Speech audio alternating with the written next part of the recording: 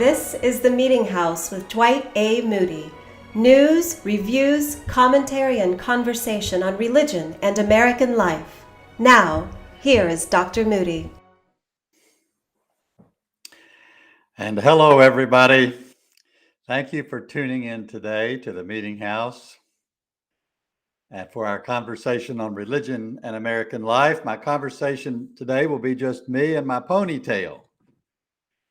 I premiered my ponytail last week. I think some of you weren't online. I started, of course, a year and a half ago, letting my hair grow because of COVID. We all did. And mine just kept growing. My grandson Sam calls me George Washington. That's all right with me. But we welcome you to the Meetinghouse today and to the news. I've got 6 news stories today, plus a feature on John Prine, and I'll tell you about that in just a minute.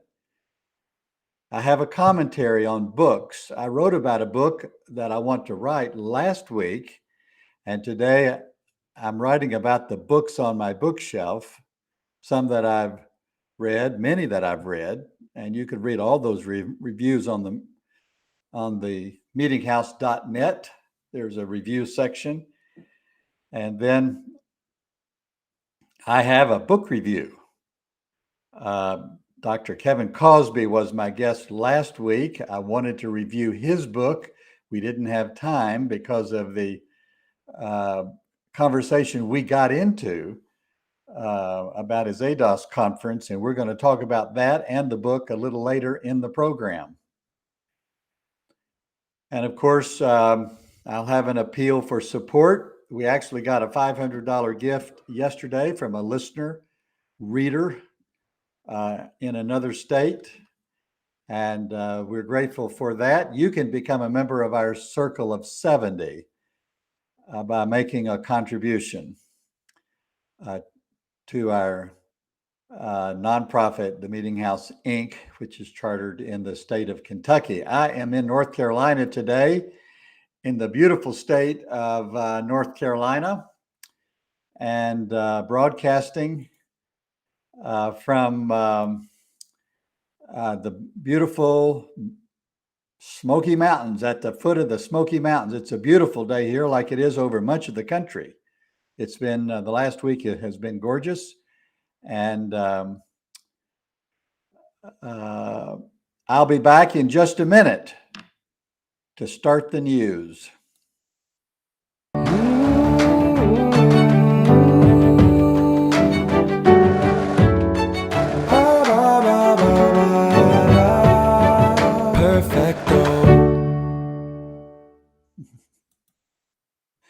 The news, as you know, is brought to you by Perfecto Coffee Inc. out of California. I hope you'll buy some. Go on to their website, perfectocoffeeinc.com. But we'll begin with the news today in Nashville, Tennessee. Again, 4 weeks in a row, reporting on the Southern Baptist Convention. It's been quite a tale down there. As many of you know, I was in Nashville earlier this summer and reported on all of this. It's been quite dramatic. There was a motion from the floor of the convention to bypass the executive committee to get something done. The executive committee should have been investigating the charges of sexual abuse around the convention, and they refused to do it, or they blew it off and didn't take it seriously. There's a lot of material in their files that is quite damning. Much of it came out.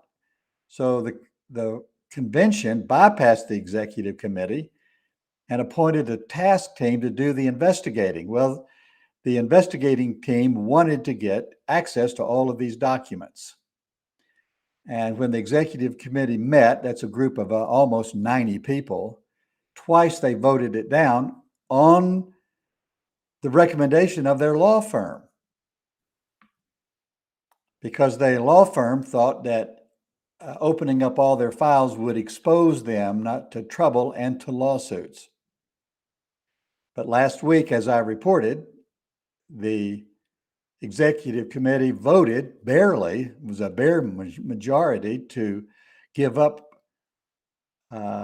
all of their documents and make them available to the investigative committee. Then the legal firm Gunther, Jordan, and Price, or its principals, they've represented Southern Baptists since 1966. It's more than 70 years, 75 years it is, but no more. James Gunther, himself in his 80s, and James Jordan, law partners there, wrote the executive committee announcing their decision to cut ties with the organization following the executive committee's decision to forego what's called executive privilege.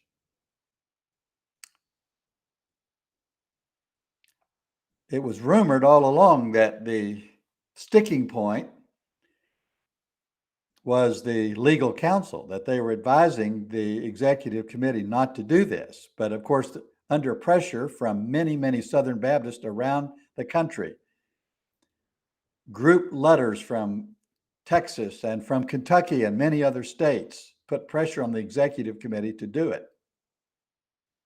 So finally, after 3 weeks, they took a positive vote against the advice of their own counsel named above, and so the council quit. From Washington, D.C., Archbishop Christopher Pierre is the representative of the Roman Catholic Pope and of the Vatican to the United States. He's an ambassador of sorts. His official church title is nuncio.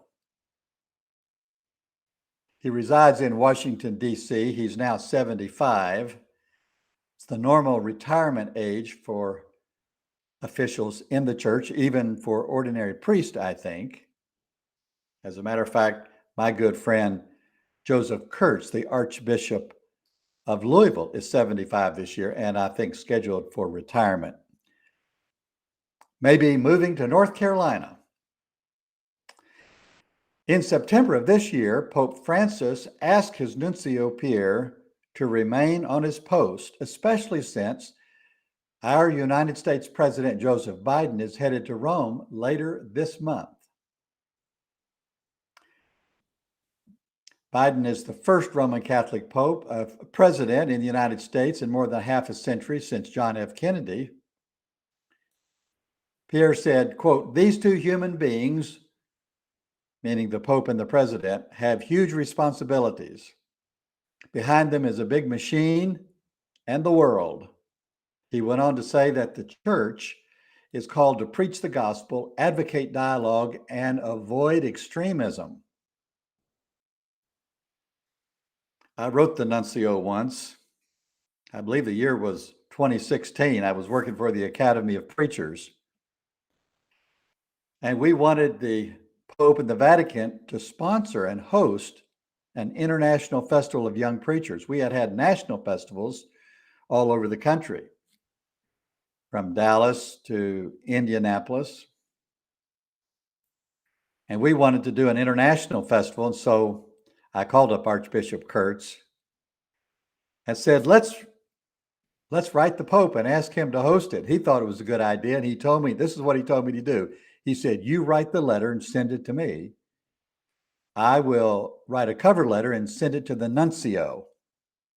I actually addressed my letter to the Pope, but Archbishop Kurtz addressed his letter to the nuncio in Washington, D.C., put the two letters together and sent them to the nuncio, who put them in the special packet and sent them both over to the Vatican. We actually got a letter from the Secretary of State of the Vatican. We got a letter back. That would have been in January of 2017. And Archbishop Kurtz, who was our preacher that year at the festival in Lexington, Kentucky, read the letter. And then we turned around and made a video. The whole group, we made a video and sent it again to the Pope and appealed, but we never heard from him. But that's been my one encounter, kind of indirect as it was, with the nuncio in Washington, D.C. From Kissimmee, Florida, the small town in Florida, said goodbye to a larger-than-life lady this week, Evelyn Mangham, Mangham. She spent 20 years as a missionary in Vietnam with the Christian and Missionary Alliance. And when the war was over, she had to come home. She spent many years as an advocate for Vietnamese refugees who made it to the United States to start a new life. She died last week. But in 1975, when she first came back, she spent that first year traveling all over the country to convince American Christians, congregation by congregation, to sponsor these refugees from Southeast Asia. And she arranged for churches to sponsor 10,000 refugees. Later, with her husband, she co-founded the Refugee Resettlement Program for World Relief, which is a huge, expansive international organization. This is what she said a couple of years ago in an interview, quote, "I love to do, I love to be, I love to talk, I love people. And that takes care of it," end quote. She died one day short of her 99th birthday. Well, we're seeing all around us today the fruit of her work, because religious groups all over the country are gearing up, in your state, in my state, gearing up to receive, I think it's going to be maybe 65, 75,000 refugees from Afghanistan. They are right now, all of these refugees are gathered in army bases around the country. I have a friend who is going to the army base in Indianapolis to help process all of these people. He's a medic, and he's going to help process them. They're being processed, of course, and being cared for medically by the United States government. And then they will be sent to places all over the country, maybe coming where you are, maybe coming where we are. I know my religious group here in North Carolina is also gearing up to house some refugees. We are establishing a whole network of welcome houses, hospitality houses, preparing them to receive refugees. This is a wonderful ministry, not only as citizens of the United States, citizens of the world as we are, but also as believers, Christian believers who read the Bible and who follow the teachings of Jesus. You remember, Jesus was the person who said, "I was a stranger and you welcomed me." It's one of the 6 things that Jesus said we would be judged by on the great judgment day, not as only as individuals and as citizens, but as whole nations. And receiving immigrants who are desperate to find peace and opportunity and safety, and to welcome them into our country is a Christian mandate. And I have spoken about this several times. My heart supports, my energy supports, my voice supports all of these immigrants on the southern border of the United States. The government reported a couple of weeks ago that we have 10.9 million job vacancies in the United States. 10.9 jobs, people searching, employers wanting to hire, 10.9 million people.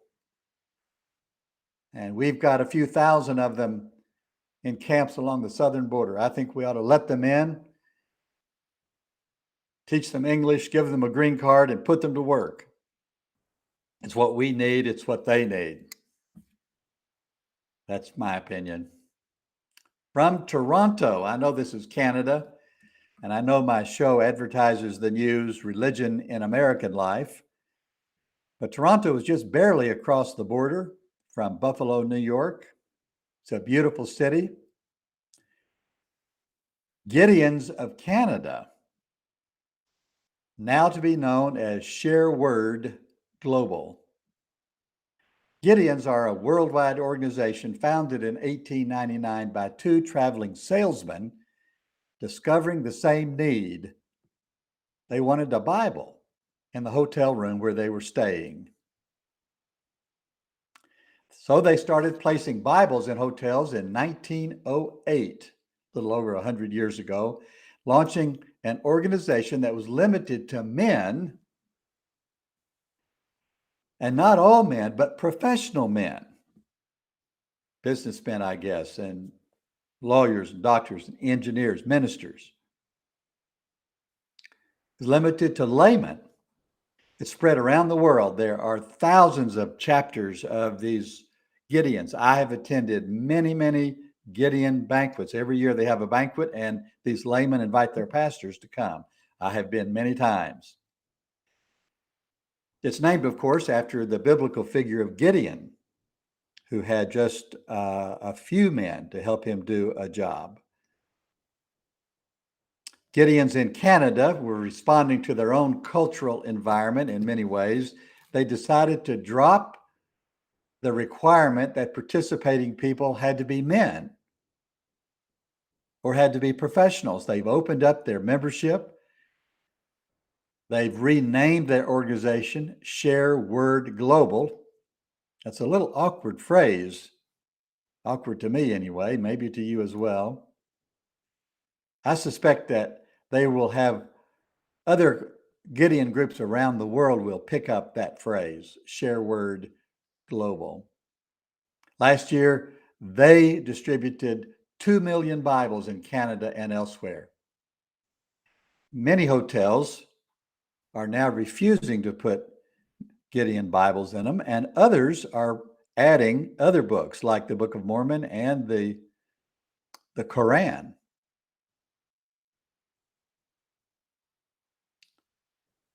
Share Word Global of Canada is also shifting their focus increasingly to congregational life, training lay people on how to share the Bible and how to share their gospel word, how to evangelize other people.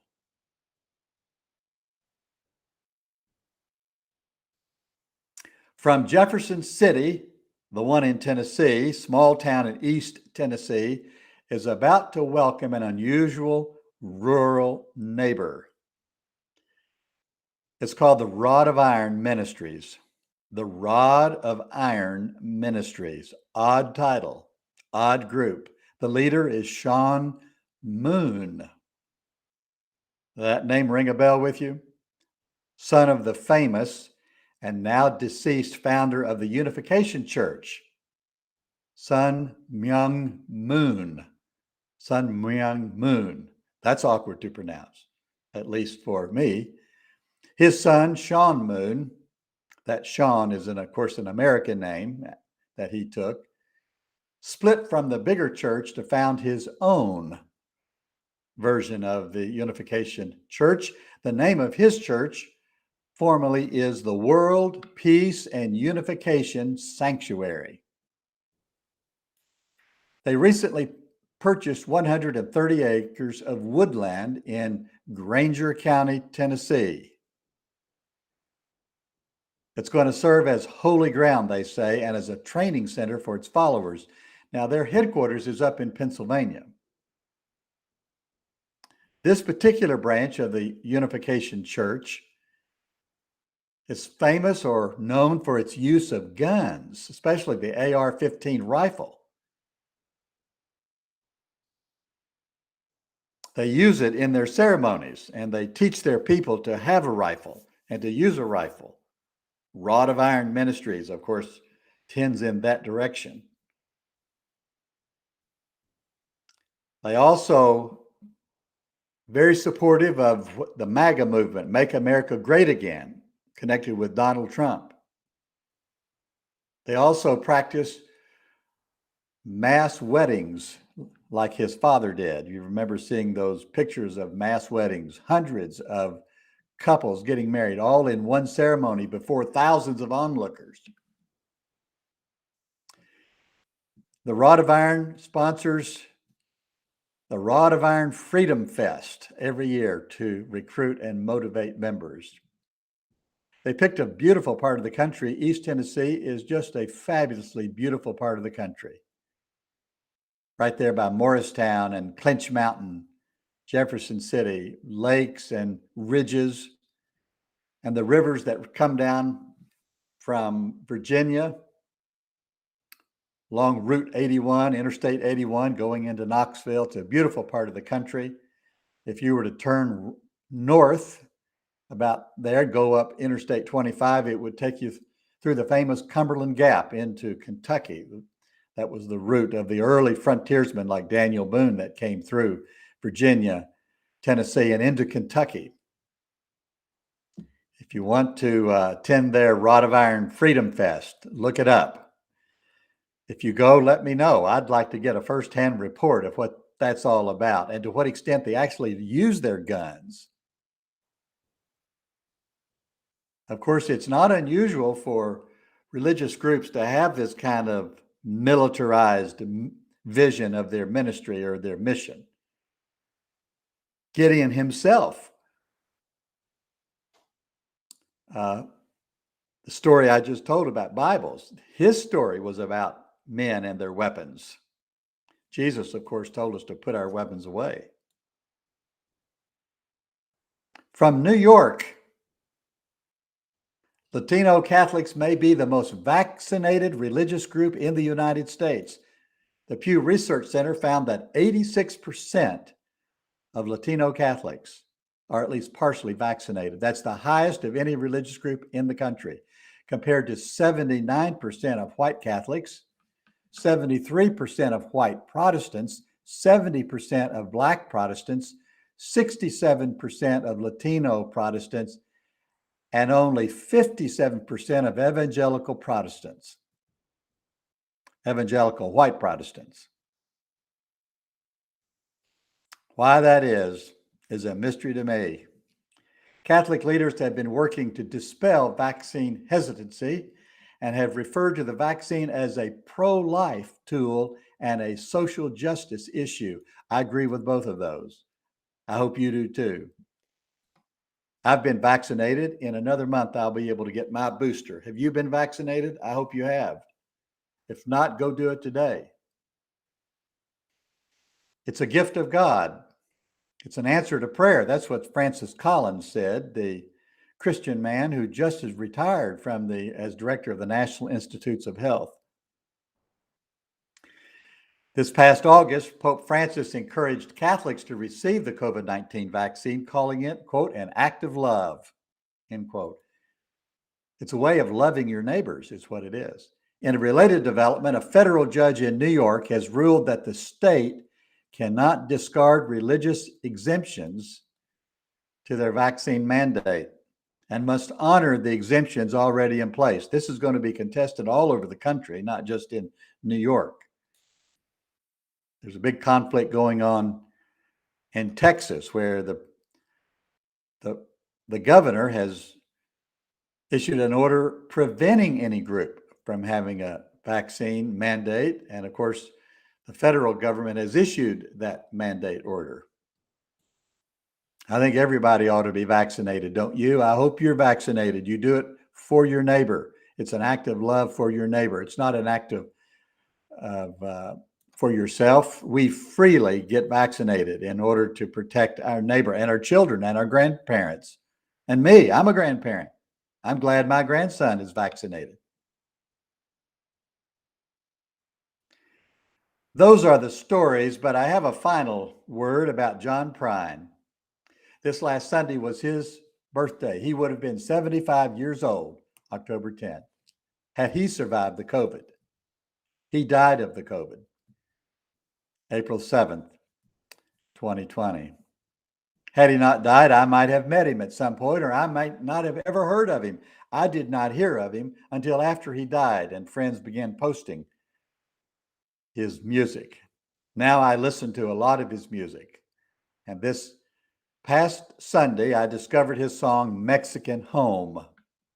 I'm not the only Prine lover who's curious about that title, Mexican Home. As far as we know, he was never in Mexico. But the song is about the death of his dad. His dad had a heart attack while sitting on his front porch in suburban Chicago. He was a working man, a tool and die maker, had been born and raised in Kentucky, Muhlenberg County, Paradise, Kentucky. John Prine has a famous song by that title, Paradise. I made my first trip to Paradise this summer to look at it. Well, John was a young man, I think maybe 20 years old. He had been discovered by Chris Christopherson, and Chris had taken him to New York where he performed, and he was performed on a Friday night, and Monday and Sunday morning was signed to a contract by a national record label and given $25,000 cash. That was a lot of money in 1970. Well, it's a lot of money now. Shortly after that, his dad was sitting on the front porch of their home in suburban Chicago on a hot August day. And John wrote a song about it called Mexican Home. It's a wonderful song. We can't play it. You know, on our show here, we don't have permission to play copyright stuff. When we do play it, as we have from time to time, we did a couple of weeks ago, Facebook blocks it.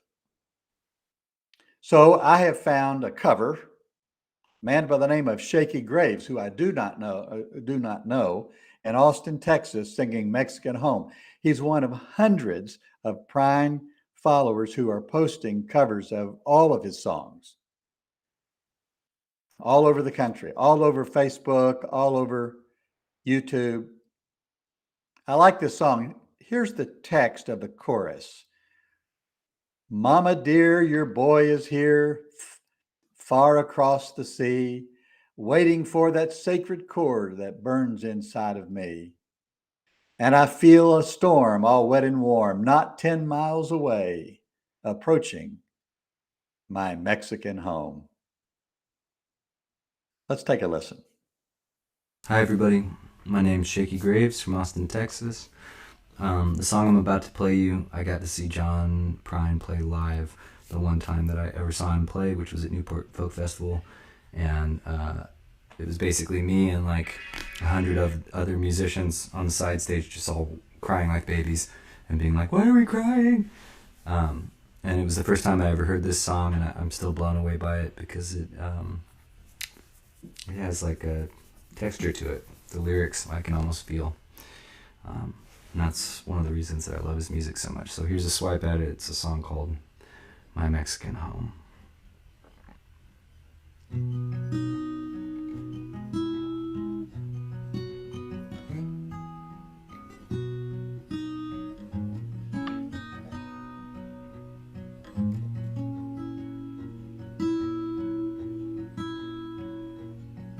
It got so hot last night, I swear couldn't hardly breathe.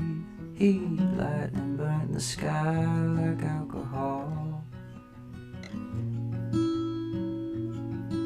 And I sat on the porch without my shoes, and I watched the cars roll by as the headlights raced to the corner of the kitchen wall.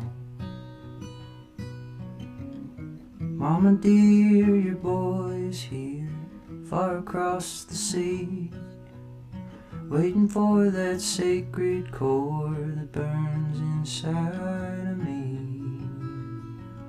And I feel a storm all wet and warm, not 10 miles away, approaching my Mexican home.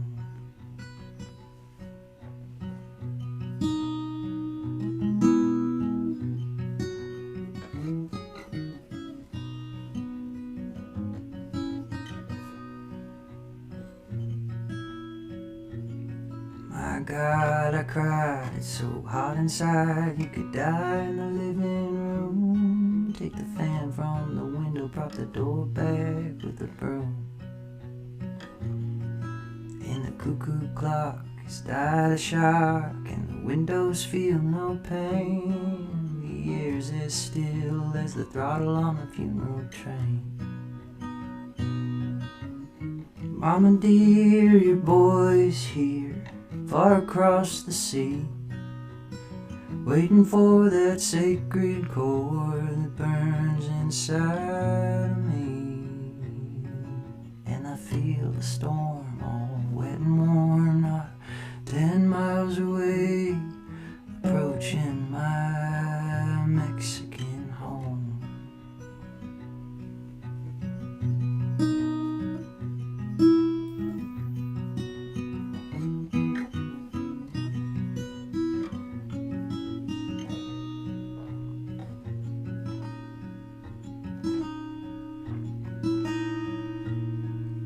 father died on the porch outside on an August afternoon. I sipped bourbon and cried with a friend by the light of the moon. So it's hurry, hurry, step right up. It's a matter of life or death. The sun's going down and the moon is just holding its breath.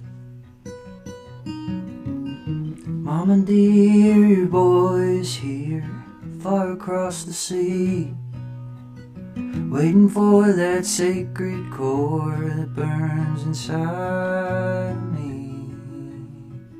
And I feel a storm, all wet and warm, not 10 miles away, approaching my Mexican home. Approaching my Mexican home. Approaching my Mexican home.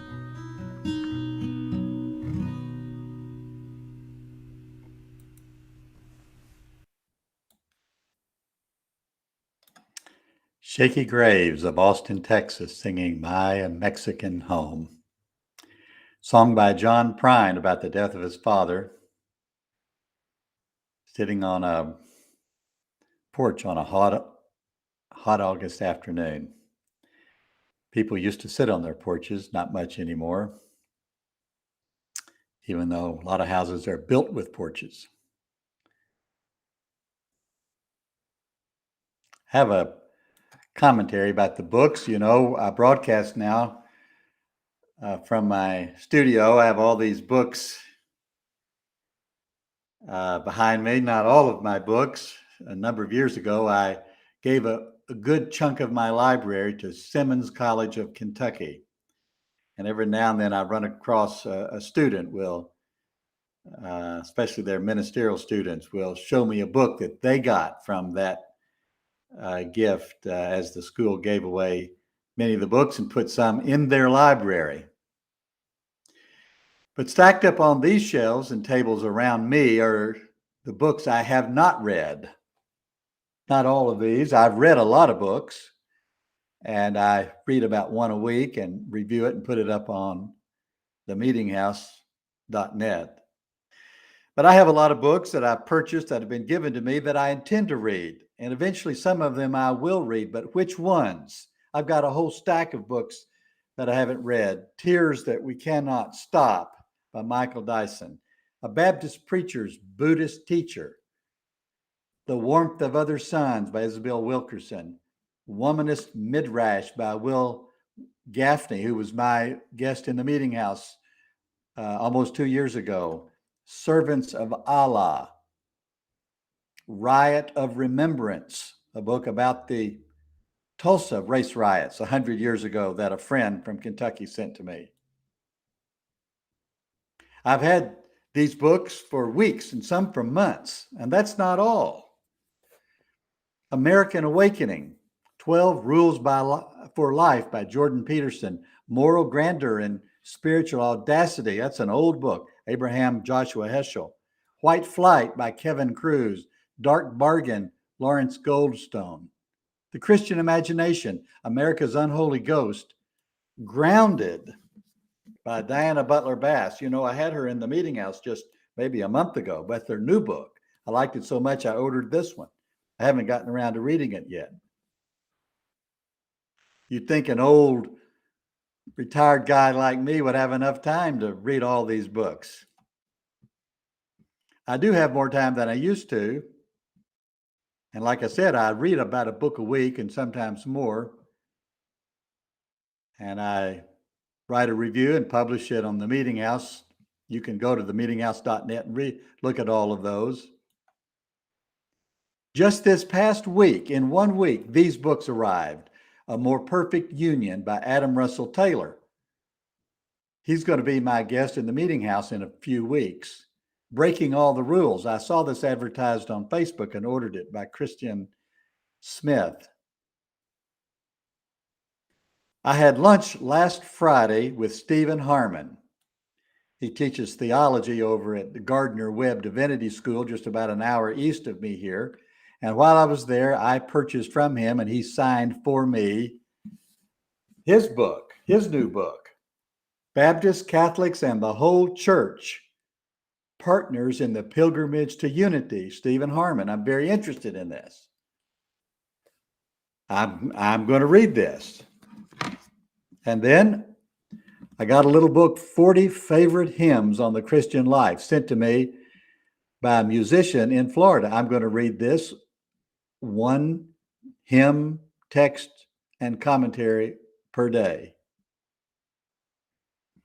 And I'm expecting any day the new book by Lori Carroll to arrive in my post box. It's called Communicating for a Change. She's also going to be my guest in November. When I saw the title, though, I pulled off a shelf a book by the same title, written a few years ago by Andy Stanley and Lane Jones. I haven't read it either. But I think what I'm going to do is read both of these books by the same title.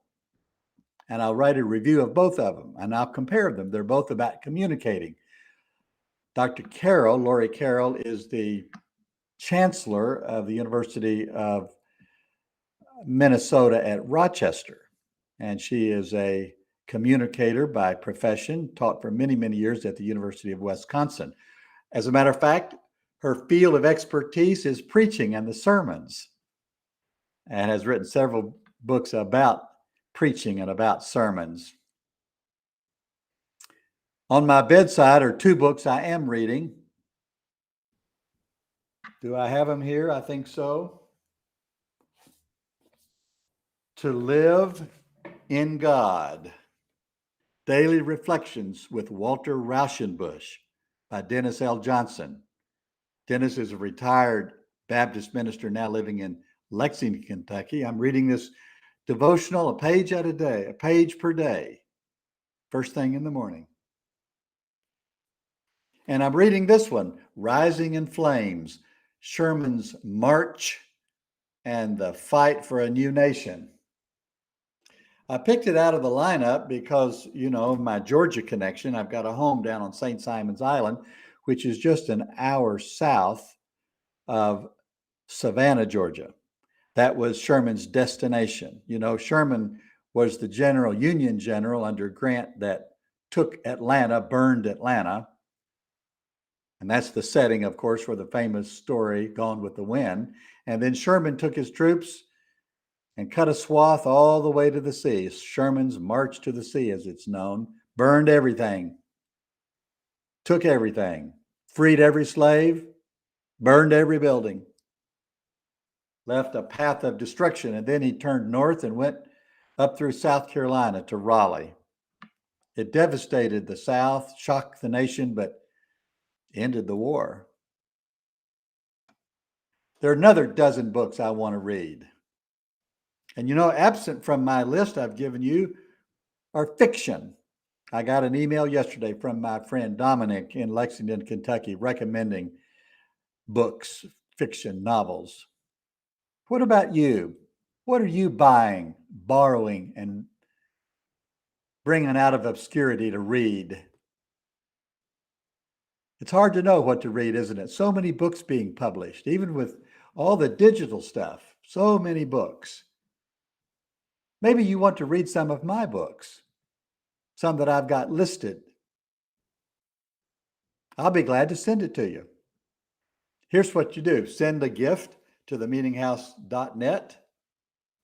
Get the address on our website at themeetinghouse.net, and I'll send you any book you want that I have. I will give it to you.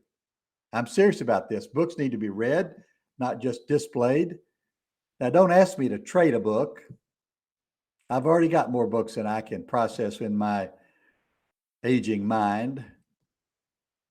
But I'll send you a brand new book just for your asking. You can even go to the books that I've read at themeetinghouse.net/books. If you find a book there, I'll send it to you. During the last 4 months, I have purchased and read and reread 3 books, all of them about John Prine. This is a sketch of John Prine by my son, Ike Moody. And I know you're smiling about this. You know, my interest in him takes first place. As I said earlier, this past Sunday was his birthday. He would have been 75 years old. I'm going to write something about John Prine. I've got several articles that I've written, but I want to write a longer article called The Gospel in John Prine. What he referred to in that song we just listened to as the gospel core in my soul. I've got to buy a lot more books. There are not many books on John Prine that have been written. He's got 24 CDs. Here's a copy of his first CD, which I just bought, 1970. He said they took him in a studio, put a bunch of bales of hay in there, and took a picture of him on the bales of hay. I guess they wanted to make it look rural or country. And he said, I had never sat on a bale of hay before. Well, I'm going to write this article. Well, maybe it'll become a book. But if it gets written and published, it won't get read because too many of you are like me, buying, stacking, moving on to other things. Not enough time to read all that we want to read. What are we going to do? Well, two friends of mine are advertising. I just saw this yesterday, advertising their book on Facebook. Willie Francois, a young minister in New Jersey, Willie Francois III, I might say. Martha Simmons, a preaching coach of great renown in Atlanta, Georgia. I made friends with both of them through the Academy of Preachers. They have a book called Christian Minister's Manual, subtitled For the Pulpit and Public Square for All Denominations. Wow. I'm 71 years old, but it's not too late for me to learn how to be a pastor, is it? I'm preaching every Sunday these days to about 25 or 30 people. Providence Baptist Church. You can watch it on Facebook at PBC Hendersonville. Get in touch with any of those people. They'll tell you I need some help. Maybe they'll buy the book and send it to me. I'm Dwight Moody in the Meetinghouse. I'll be back in a minute with a book review of a new book by Kevin Cosby. I wanted to do it last week, but we ran out of time, so I'm going to review the book this week. I don't have a copy of the book because I sent it to a young minister over in Eastern North Carolina, Kevin Williams. Kevin, if you're listening, there's a shout out to you. I'll be back in just a minute with that book review.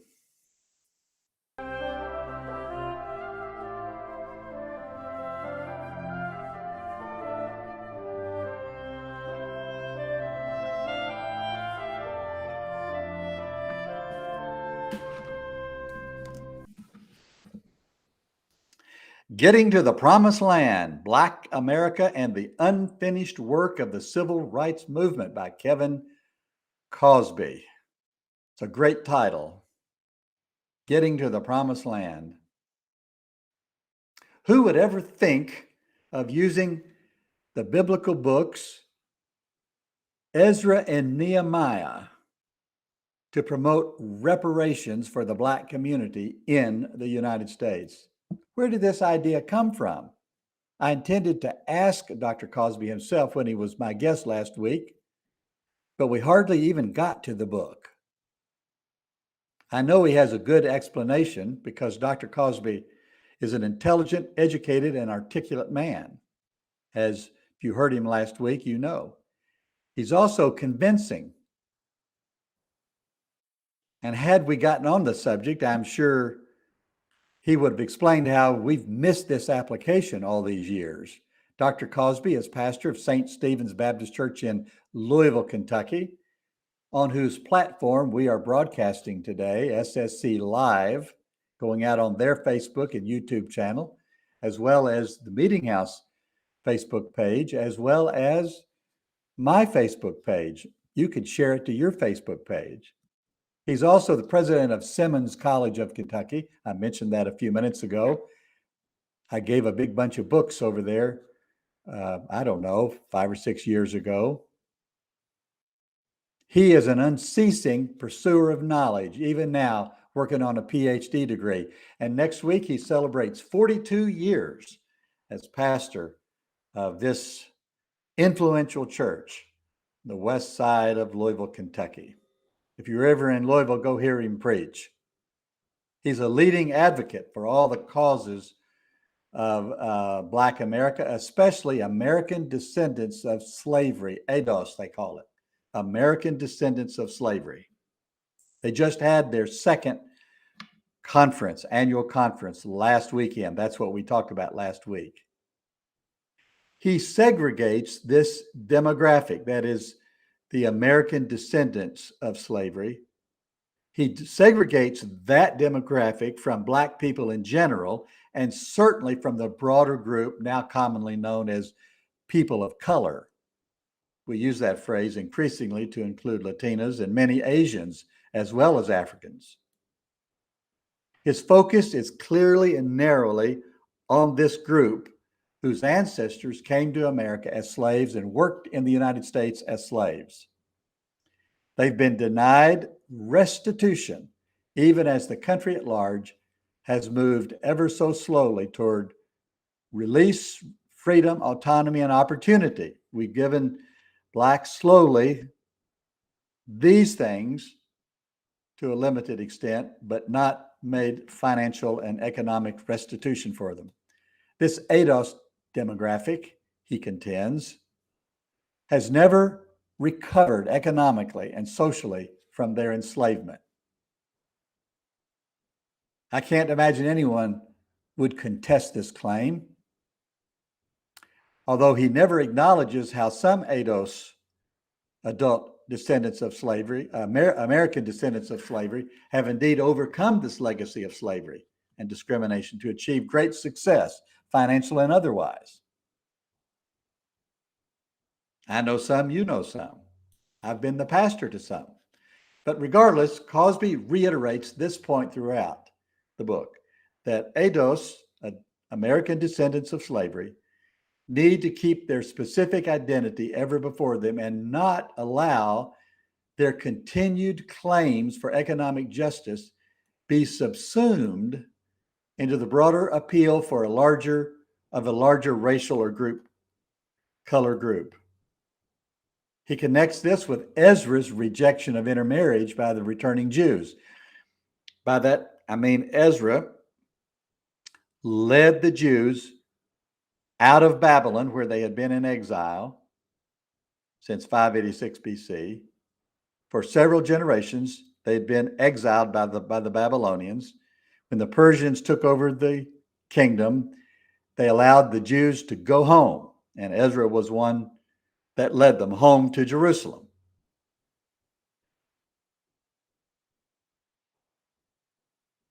What Cosby does with great skill is to reread the books of Ezra and Nehemiah, two of my favorite books in the Bible. And he finds in it a paradigm for American descendants of slavery. Yes, he tips the hat to Martin Luther King Jr., as we all do, and to James Cone, which few of us do, the Black Power theologian of New York City. But fundamentally, Cosby is calling for the nation to move past the older, more famous biblical story of the Exodus, which has been used as a vehicle for interpreting the plight of Black people. And Cosby calls upon us to embrace the second most consequential story in the Hebrew Bible, that is, of the return from exile. The return from the Babylonian exile under the leadership of Ezra, Nehemiah, and Zerubbabel. Cosby's book, chapter by chapter, is an exposition of these two books of the Bible, Nehemiah and Ezra. Now, I love it because right in Nehemiah, there's the wonderful story of Nehemiah when he comes back from Babylon, finds the city in terrible shape. Disorganized, poor, crumbling. One of the things that Nehemiah does is at night, at midnight. He takes a walk around the walls of Jerusalem. If you've ever been to Jerusalem, as I have many times, and I'm going again next May, you can come go with me. Walking around the walls of Jerusalem, either on the ground level or on the top of the walls, is a powerful emotional experience. The walls that are there now, of course, were built by Suleiman the great Arab Muslim conqueror of Jerusalem almost 1,000 years ago. But they follow the contours of the old Roman walls, which, of course, were put up after the Hebrew walls of David and Solomon. The history of the walls of Jerusalem is a fascinating story in and of itself. As I read through Cosby's books, I could tell these chapters had first been preached. As a preacher myself, I can spot the homiletic clues. I could tell that these chapters were first preached as sermons, and when I asked him about it last week, he said, yes, of course. But his people there at St. Stephen's Church are fortunate enough to have such a creative, faithful, and powerful teaching in their pulpit, the kind that binds their lived experience with the narrative of the Bible. I wish I could do that with as much effectiveness as a preacher standing in the pulpit or a listener sitting in a pew. Cosby describes the Babylonian strategy of exile, removing leadership of the Jewish people from their home in Judea to some foreign destination in their realm. They were forcibly displaced, parallel to the way Africans were brought over to the United States. He then describes the decision by Persian authorities to release these exiles to go home. He points out that the decision was accompanied by provisions sufficient to reestablish the Jewish state and capital. Very interesting. That's something that I had never paid any attention to. Cosby calls these provisions reparations and asserts that there is no justice without reparations, even invoking other biblical texts, especially the famous and familiar story of Zacchaeus in the Gospels, the Gospel of Luke. It's one of my favorite stories. I've preached on it many times. You remember when Zacchaeus goes and climbs up in a tree to see Jesus. He was curious. Jesus sees him, calls him down, and says, I want to go to your house to eat, sit down and talk. Just eating that gospel pie, to use a phrase from John Pine.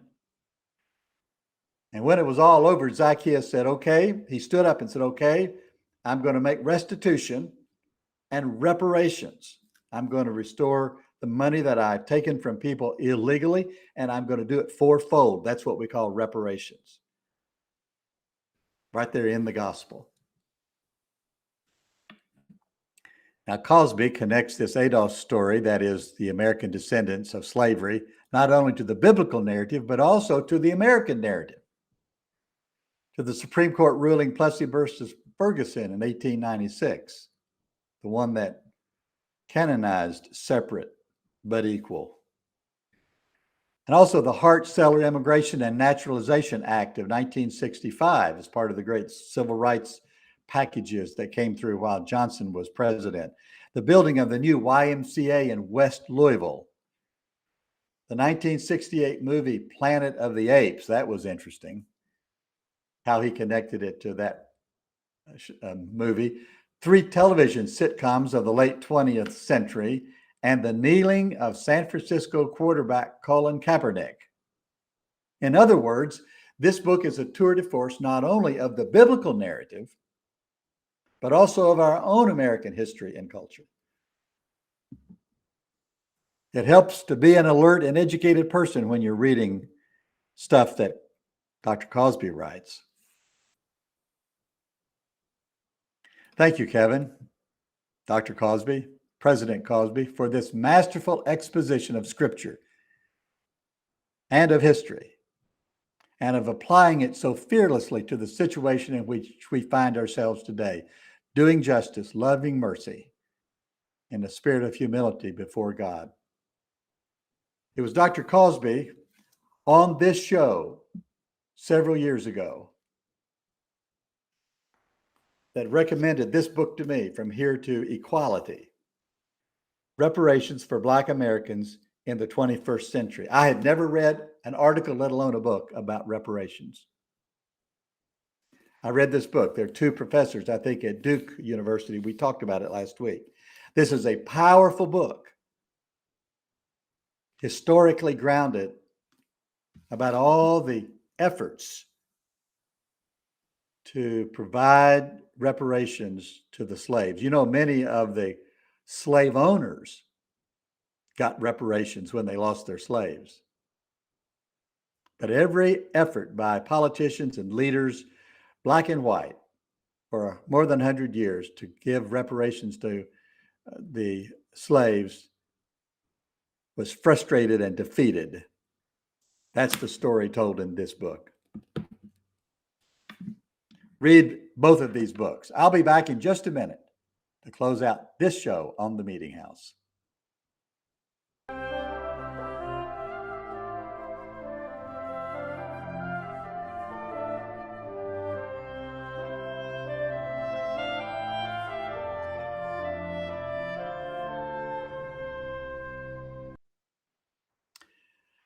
You have spent another hour in the Meetinghouse with me, your host, Dr. Dwight A. Moody, coming to you from our North Carolina studio. Thank you for listening, watching today, or whenever you listen. We, of course, take the recording, the audio recording of this program, make a podcast out of it, and put it on our podcast page at themeetinghouse.net. And you can go back and listen anytime you want. You can read all the commentaries and book reviews, scores of them. I'm thinking about publishing another book of my commentaries like I did, 15 or so years ago with the book On the Other Side of Oddville. You could subscribe to the weekly newsletter. Many of you receive it. It comes out at 8 o'clock on Wednesday night, Eastern Standard Time. It has the news and commentary, other things in it. I generally link one of my sermons to it.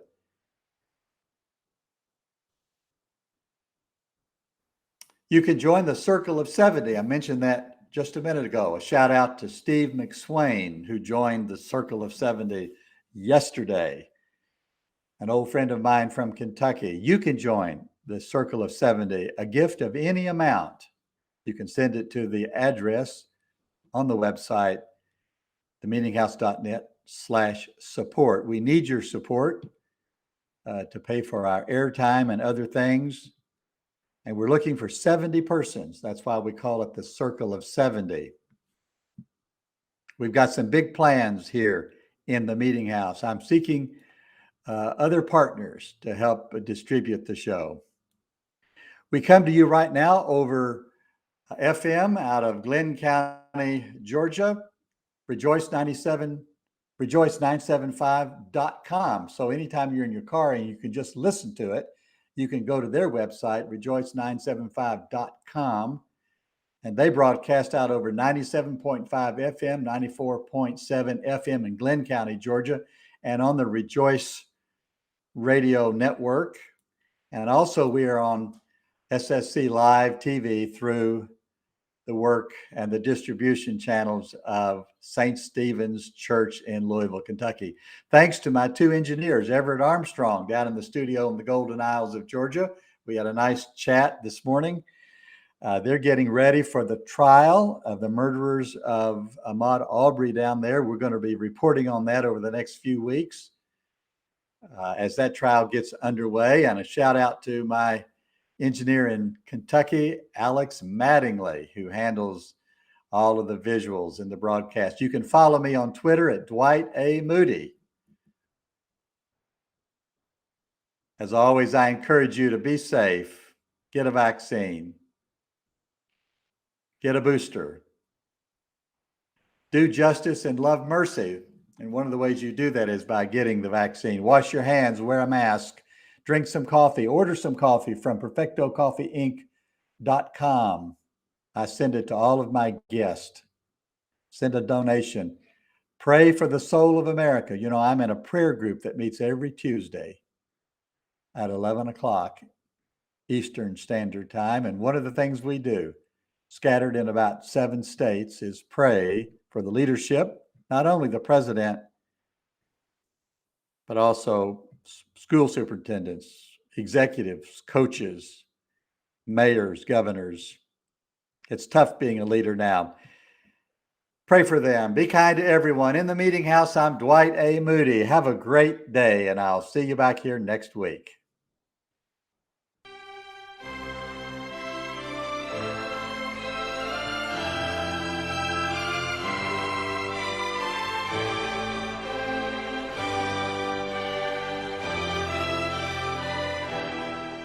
You have been in the Meeting House with host Dwight A. Moody. Thank you for watching or listening today. Visit our website at themeetinghouse.net for more news, reviews, commentaries, and conversation on religion and American life.